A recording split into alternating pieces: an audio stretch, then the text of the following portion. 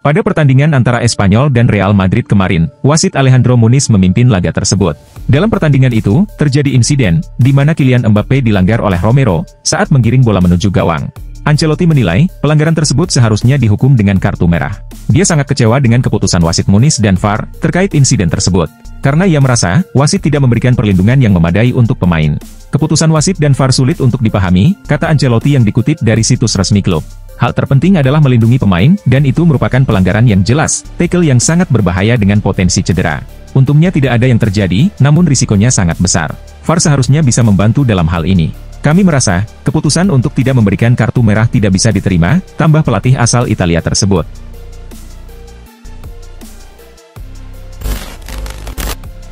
Juventus sedang mencari bek baru, untuk memperkuat skuad mereka. Awalnya, Sinyonya tua mengincar Kevin Danso dari RC Lens, namun tawaran mereka ditolak. Setelah gagal mendapatkan Danso, Juventus kini mengalihkan perhatian mereka ke pemain belakang yang bermain di Italia. Beberapa nama yang dikaitkan dengan Juventus, antara lain adalah Thomas Christensen, Diego Coppola, dan Jay Itzes. Isu ketertarikan Juventus pada Jay Itzes, pertama kali disampaikan oleh jurnalis Italia, Antonello Angelini. Dia mengklaim, bahwa Bianconeri telah menghubungi Venezia, yang mematok harga 20 juta euro untuk sang pemain. Harga tersebut dianggap final, dan tidak dapat dinegosiasikan. Angka 20 juta euro yang diminta Venezia, jauh lebih tinggi dibandingkan nilai pasar Jay Itzes, yang tercatat sekitar 3 juta euro menurut Transfermarkt.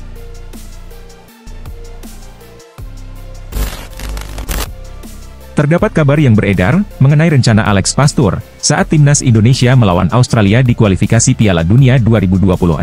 Dikatakan, bahwa asisten pelatih tersebut memiliki rencana, agar timnas Indonesia bermain dengan formasi 901. Ide tersebut langsung ramai diperbincangkan di media sosial, maupun di warung kopi. Apakah formasi ini hanya sebuah lelucon, ataukah Alex Pastur mulai menyadari kekuatan materi pemain timnas Indonesia?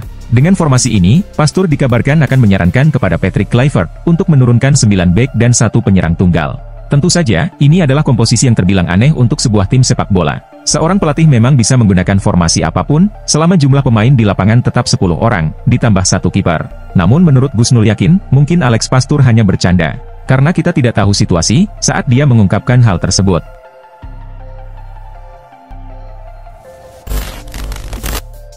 Liverpool berhasil mengalahkan Bournemouth dalam lanjutan Premier League kemarin. Namun, kemenangan tersebut harus dibayar dengan cedera yang dialami oleh Trent Alexander-Arnold. Bek kanan Liverpool tersebut, terpaksa meninggalkan lapangan lebih awal karena cedera, yang tampaknya terkait dengan hamstringnya. Setelah pertandingan, Arne Slot memberikan update mengenai kondisi pemainnya. Dia bilang kepada saya, bahwa dia harus keluar. Dia duduk di lapangan, dan kami harus menggantikannya. Dia merasakan sesuatu, kata Slot seperti dilansir oleh Anfield Watch. Jika seorang pemain meminta diganti, itu bukan pertanda yang baik, tambahnya. Liverpool sendiri, dijadwalkan akan menjamu Tottenham di Anfield pada tengah pekan mendatang.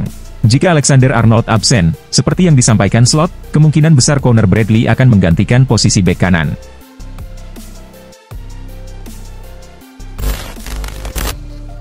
Penyerang baru AC Milan, Santiago Gimenez, baru saja tiba di hotelnya di Milan, setelah menyelesaikan proses transfer dari Feyenoord. Kedatangannya disambut hangat oleh banyak penggemar yang hadir untuk memberikan dukungan, dan menyambutnya sebagai bagian dari Rossoneri.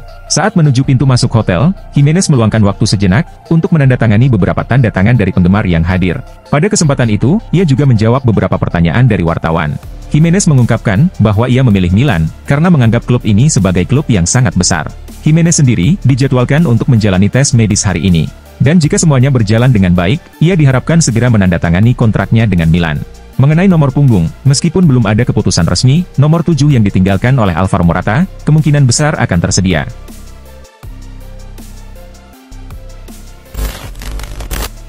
Babak playoff Liga Champions, akan digelar pada bulan Februari mendatang. Dan pertandingan besar antara Manchester City melawan Real Madrid, akan kembali berlangsung. Pada pertandingan penting ini, City dilaporkan akan memaksa gelandang andalannya untuk bermain. Meskipun masih cedera, Pep Guardiola ingin Rodri bisa membantu penguasaan bola di lini tengah City. Menurut laporan dari Telegraph, bahwa Rodri direncanakan masuk skuad Manchester City untuk playoff Liga Champions. Pep Guardiola siap mendaftarkan Rodri, dan berharap pemain pemenang Ballon d'Or ini bisa pulih dari cedera ACL seriusnya musim ini, dan bermain di fase knockout, tulis laporan tersebut. Keputusan untuk memaksakan Rodri bermain, menunjukkan bahwa Guardiola sangat membutuhkan kehadiran gelandang yang dapat memberikan pengaruh besar terhadap performa tim.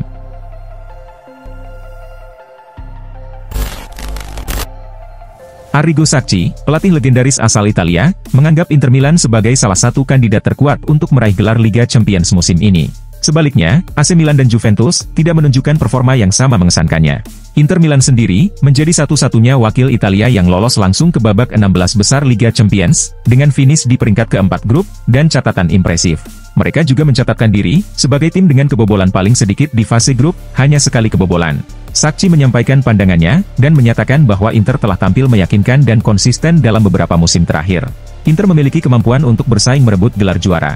Mereka telah menunjukkan penampilan yang meyakinkan, dan konsisten dalam beberapa musim terakhir, kata Sacchi.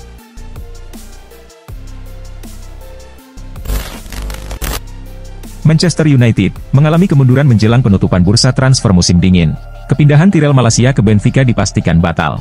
Menurut pakar transfer Fabrizio Romano, kegagalan transfer ini disebabkan oleh ketidaksepakatan antara kedua klub, terkait biaya peminjaman dan opsi pembelian di masa depan. Kabar ini mengejutkan banyak pendukung Setan Merah, terutama karena Malacia sebelumnya sudah berpamitan dengan rekan-rekan setimnya. Meski begitu, dengan transfer yang gagal, United kini mencari alternatif lain, mengingat ada beberapa permintaan pinjaman untuk bek asal Belanda tersebut. Dengan hanya 1 hari tersisa sebelum bursa transfer ditutup, Manchester United harus segera mencari klub baru bagi Malacia.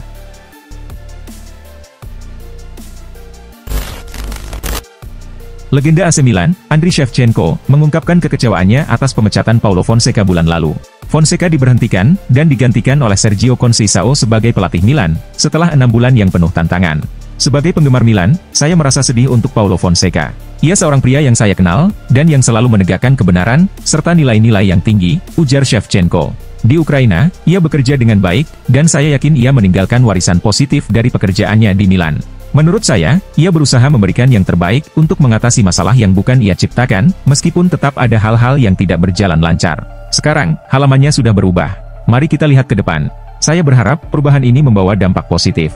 Conceição memberikan energi baru dengan semangatnya. Namun Milan, seperti yang terlihat di Liga dan Liga Champions, masih menunjukkan ketidakkonsistenan.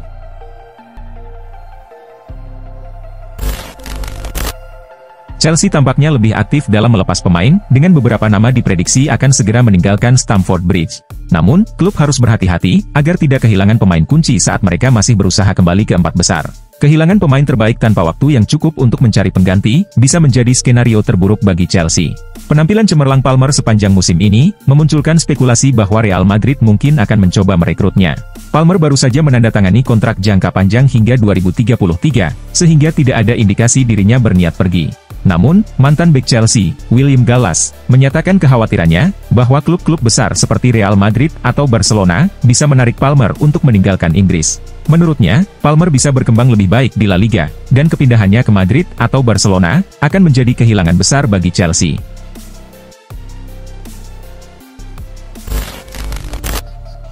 Marcus Rashford semakin dekat untuk bergabung dengan Aston Villa, setelah Manchester United menyetujui kesepakatan peminjaman dengan opsi pembelian sebesar 810 miliar rupiah. Pemain berusia 27 tahun ini akan menjalani tes medis pada hari Minggu, sebelum menyelesaikan kepindahannya ke Villa Park, dengan Fabrizio Romano telah mengonfirmasi dalam pernyataannya, "Here we go." Beberapa laporan menyebutkan, bahwa Aston Villa akan menanggung 70% dari gaji Rashford, yang mencapai 6,6 miliar rupiah per minggu, selama masa peminjaman hingga akhir musim ini.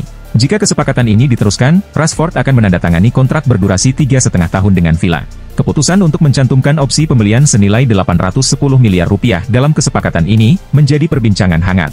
Dengan banyak penggemar United, yang merasa angka tersebut terlalu rendah, untuk seorang pemain yang telah menjadi bagian penting dari tim selama bertahun-tahun.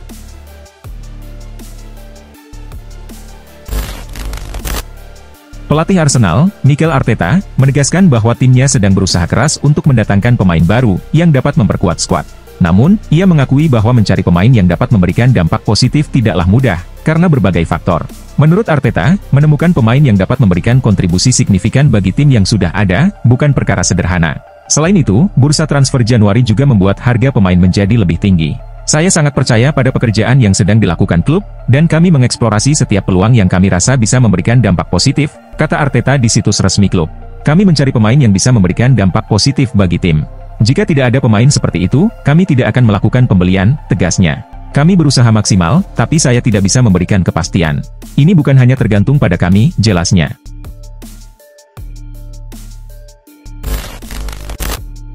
Gelandang muda asal Italia, Cesar Casadei, secara resmi meninggalkan Chelsea dan bergabung dengan klub Serie A, Torino. Pengumuman ini disampaikan pada Minggu sore. Tidak banyak detail yang dibagikan oleh Torino maupun Chelsea terkait transfer ini. Namun pakar transfer Fabrizio Romano melaporkan bahwa Chelsea melepas Casadei dengan nilai 15 juta euro. Selain itu, ada klausul penjualan kembali sebesar 25% yang dimasukkan dalam kesepakatan ini. Yang berarti, Chelsea akan mendapatkan bagian dari penjualan Casadei jika Torino menjualnya di masa depan. Casadei sendiri hanya bermain 17 kali untuk Chelsea selama di Stamford Bridge, namun ia gagal mencetak gol atau assist. Keputusan Chelsea untuk melepasnya menunjukkan upaya klub untuk merampingkan skuad dan memberikan peluang lebih besar kepada pemain yang lebih cocok dengan gaya permainan Maresca.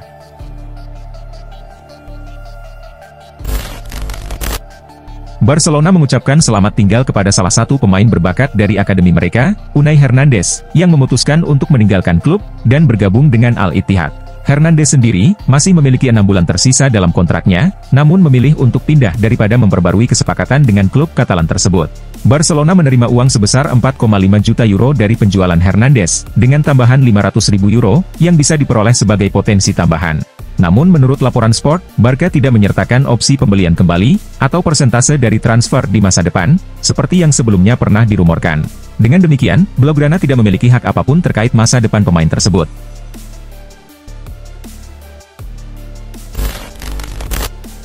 Selain berupaya mendatangkan Ryan Cherki dari Olympique Lyon, Borussia Dortmund juga berencana untuk merekrut Daniel Svensson dari klub Denmark, Nordsjælland, sebelum bursa transfer musim dingin berakhir. Kabarnya, langkah Dortmund untuk mendatangkan Svensson sudah hampir terwujud, karena Nordsjælland telah memberi izin untuk melepas sang pemain.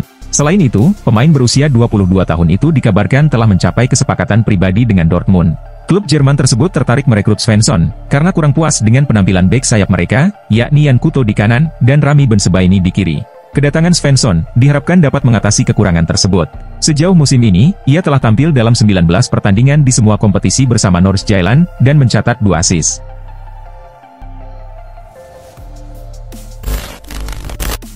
Beberapa minggu terakhir, muncul rumor yang mengaitkan Inter Milan dengan Gianluigi Donnarumma. Beberapa laporan mengungkapkan bahwa Inter bermaksud menjadikannya pengganti jangka panjang untuk Yann Sommer, yang kini berusia 36 tahun. Menurut L'Equipe, masa depan Donnarumma di PSG tampaknya sudah berakhir, dengan PSG kini mengejar kiper Lille, Lucas Chevalier. L'Equipe juga menyebutkan bahwa kesepakatan untuk Chevalier hampir tercapai. Yang berarti, kedatangan Chevalier akan membuat Donnarumma tidak lagi diperlukan di PSG. Dengan demikian, juara Prancis itu kemungkinan akan berusaha untuk menjual Donnarumma. Dan Inter Milan berada di posisi terdepan untuk merekrutnya. Donnarumma sendiri tidak selalu menjadi pilihan utama di bawah Luis Enrique. Oleh karena itu, Inter Milan berharap dapat membujuk pemain internasional Italia itu untuk pergi.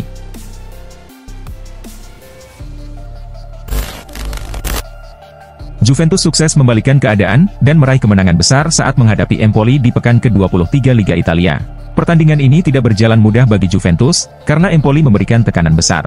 Gol-gol Juventus dicetak oleh Dusan Vlahovic, Brice Randall Colomuani, dan Francisco Conceição. Sementara itu, gol Empoli tercipta lewat Mattia De Sciglio.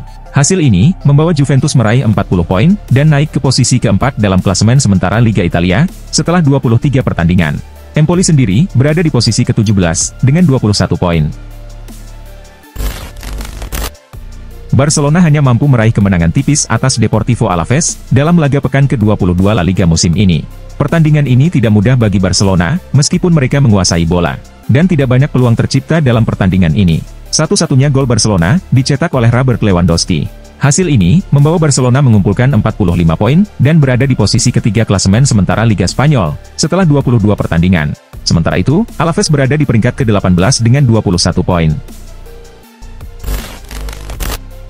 Manchester United kalah dari Crystal Palace, dalam pertandingan pekan ke-24 Premier League musim ini, yang digelar di Stadion Old Trafford.